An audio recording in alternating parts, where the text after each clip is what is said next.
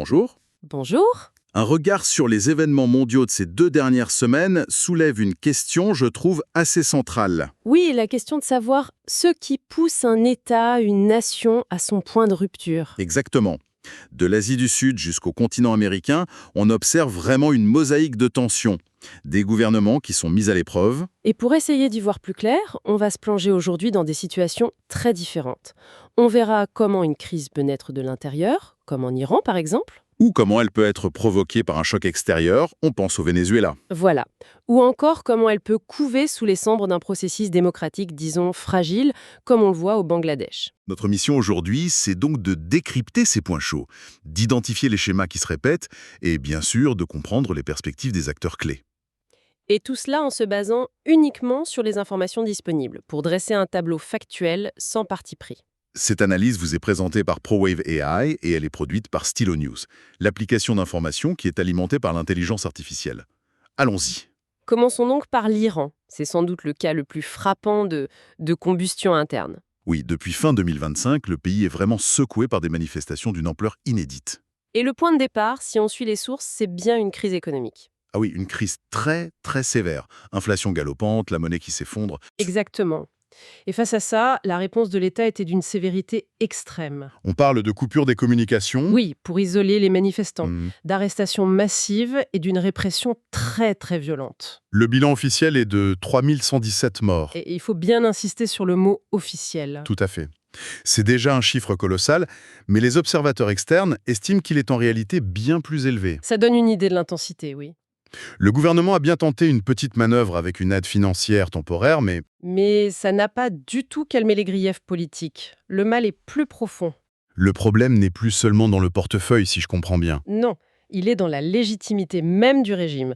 Et d'ailleurs, un détail assez fascinant dans les sources concerne le sommet du pouvoir. Ah oui, hein. Il est fait état d'un possible plan d'évacuation du guide suprême, l'ayatollah Ali Khamenei, vers la Russie. Attendez, ça c'est une information considérable, que le plus haut dirigeant du pays envisage sa propre fuite. Qu'est-ce que ça nous dit? C'est le signe d'une panique au sommet. C'est toute la question. Que l'information soit avérée ou que ce soit une rumeur, le simple fait qu'elle circule est un symptôme en soi. Ça fissure l'image d'un pouvoir monolithique. Et publiquement, quelle est la rhétorique? Ah, publiquement, c'est la tactique classique. On blâme l'étranger. En l'occurrence, le guide suprême accuse l'ancien président américain Trump d'être derrière les violences. Bien sûr. Et cette dimension internationale, elle est cruciale. L'administration américaine actuelle exprime son soutien aux manifestants. Et la diaspora iranienne en Europe, à La Haye, à Berlin, se mobilise beaucoup pour maintenir l'attention sur ce qui se passe. Alors concrètement, pour les jours à venir, quels sont les signaux à surveiller de près en Iran? J'en vois 3 principaux. D'abord, un durcissement encore plus marqué de la répression, le signe que le régime joue sa survie. D'accord. Ensuite, l'apparition de fissures au sein de l'élite, notamment chez les gardiens de la Révolution. Ça, ce serait un tournant. Et le troisième? D'éventuelles concessions politiques, même mineures, ce qui pourrait être un signe de faiblesse ou au contraire, une tentative de calmer le jeu. On quitte donc l'Iran pour un scénario, vous le disiez, totalement opposé au Venezuela. Oui, là, le choc est venu de l'extérieur. C'est une dynamique très différente. Les sources font état d'une opération militaire américaine qui aurait abouti à la capture du président Nicolás Maduro. C'est une information sidérante. Absolument. Si ça se confirme dans les détails, c'est un acte d'une portée géopolitique immense. Il est fait immédiat, sur place. Un vide du pouvoir, immédiatement. Ce qui a déclenché à la fois des manifestations et, en coulisses, d'intenses manœuvres politiques. Et une figure semble émerger d'après les sources. Oui, Diosdado Cabello, un allié de longue date de Maduro, qui essaie de maintenir une forme de continuité de l'appareil d'État. Stifie-t-elle? Par la nécessité de protéger ses intérêts stratégiques. Il faut lire pétrolier, évidemment, entre les lignes. Bien sûr. Mais ils ajoutent aussi les accusations de longue date contre le régime de Maduro, trafic de drogue, etc. C'est une justification à la fois sécuritaire et économique. Et les réactions internationales? Forcément très vive, la Russie et la Chine, alliées de Caracas, dénoncent une violation flagrante de la souveraineté. D'autres pays sont plus mesurés. Quelles sont les suites possibles? Quels sont les scénarios? Ils sont multiples et tous assez inquiétants. On pourrait avoir une transition de pouvoir brutale et rapide, Ou l'inverse? ou une fragmentation prolongée du pays avec différentes factions qui se disputent le contrôle. Le pire scénario étant une escalade régionale. C'est une vraie boîte de Pandore. Après l'embrasement iranien et le choc vénézuélien, les sources nous emmènent au Bangladesh. La tension y est plus sourde, presque préventive. C'est ça. Le contexte, ce sont les élections législatives prévues pour le 12 février. Des élections capitales après le renversement du gouvernement en 2024. Le pays est sous haute surveillance, j'imagine. Oui, et dans ce climat, le moteur de la contestation, c'est la jeunesse, plus particulièrement les étudiants. Et tout semble s'être cristallisé autour d'un événement qui pourrait paraître anodin. La suspension par la Haute Cour des élections d'un syndicat étudiant, celui de l'université de Shah Jalal, le SHAQSU. Alors, pourquoi est-ce que ça met le feu aux poudres? Un syndicat étudiant? Parce qu'au Bangladesh, les syndicats étudiants ne sont pas que des associations. Historiquement, ce sont de vrais acteurs politiques, un contre-pouvoir. Le baromètre de la santé démocratique du pays, en quelque sorte. C'est tout à fait ça. Donc, suspendre leurs élections juste avant des élections nationales est perçu par beaucoup comme une manipulation politique grossière. Une façon d'étouffer la voix de la jeunesse, la plus critique, juste avant le vote. C'est exactement l'accusation des organisations étudiantes.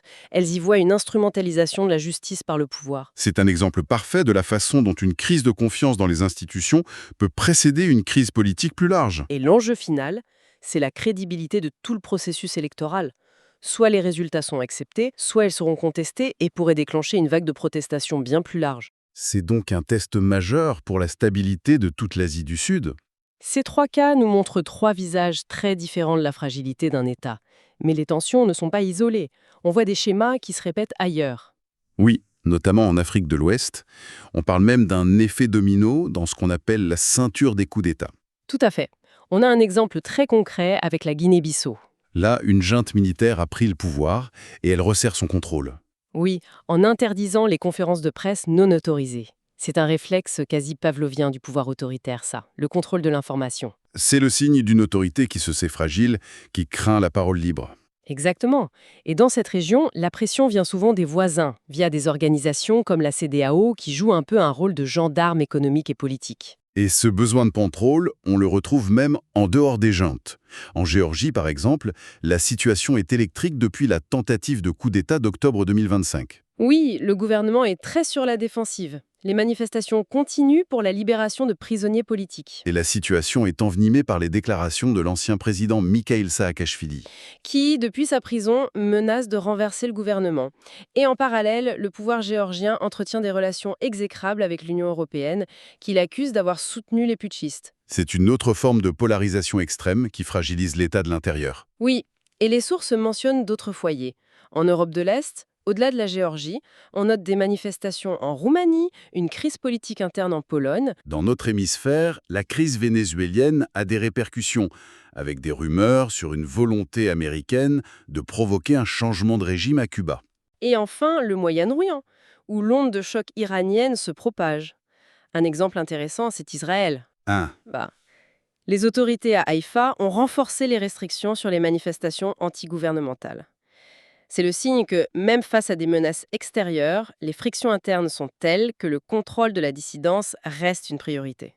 Quand on rassemble toutes ces pièces du puzzle, quel est le tableau d'ensemble? Quelle est la grande leçon à tirer de ce tour d'horizon? Ce qui est frappant, c'est de voir à quel point les mécanismes de la contestation sont presque universels, même si les contextes sont très différents. On retrouve la crise économique comme étincelle, La jeunesse comme moteur, le contrôle de l'information comme arme du pouvoir et la pression étrangère comme un joker imprévisible qui peut tout changer. et la grande question qui reste, c'est de savoir à quelle vitesse un de ces États peut vraiment basculer. Est-ce qu'on est à l'aube de reconfiguration géopolitique majeure, ou est-ce que ces régimes ont plus de résilience qu'on ne le pense? C'est exactement ce qu'il faudra surveiller. Ce tour d'horizon ne fait qu'effleurer la complexité de ces situations. Et pour celles et ceux qui souhaitent approfondir, suivre tout ça avec la même rigueur, on vous invite à découvrir l'outil qui rend cette analyse possible. Il s'agit de Stylo News. C'est une application pour mobile et ordinateur qui permet de créer ses propres synthèses, un peu comme des bulletins de renseignement personnels. C'est ça, à partir de centaines de sources d'informations traditionnelles et de X.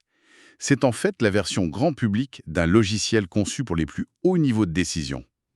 Pour vous abonner et bénéficier d'informations à la demande, qui sont analysées et synthétisées par une intelligence artificielle de pointe, rendez-vous sur www.stylonews.com. Nous vous remercions de nous avoir écoutés. Et n'hésitez pas à nous suggérer des sujets qui vous intéressent pour nos prochaines analyses. et suivez Stylo News sur vos réseaux sociaux préférés pour rester informés.